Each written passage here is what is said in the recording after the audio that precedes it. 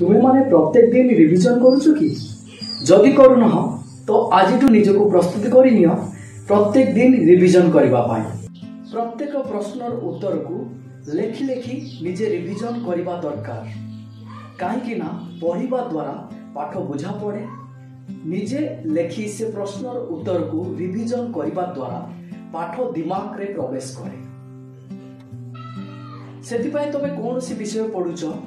कि इंग्राजी पढ़ुछ कि इतिहास पढ़ुछ राजनीति विज्ञान पढ़ुछ तर्कशास्त्र पढ़ुछ क्लास अटेंड परे ताहाकु रिविजन करबा निहाती दरकार आमको केते बेले रिविजन करबा पाई तो 5 मिनिट लागे तो को विषय रे 15 मिनिट लागे तो आउ कौन सी विषय रे आधा घंटा समय लागि थाए किंतु आमको रिविजन करबा निहाती दरकार पढ़िबा द्वारा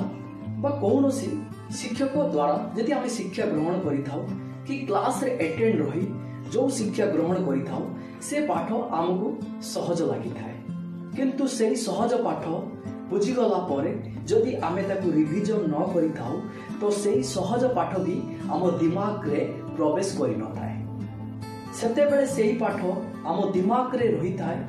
जेते बेले निजे आमे से प्रश्नर उत्तर को लेखि रिविजन करिथाउ सेति पाई रिविजन निहाती दरकार दिमाग रे सेते बेले पाठ प्रवेश करे जेते बेले आमे निजे रिविजन करिथाउ ताहा पुनी लेखि लेखि सेति पाई रिविजन निहाती दरकार रिविजन तुम मानक पाई अत्यंत गुरुत्वपूर्ण अटे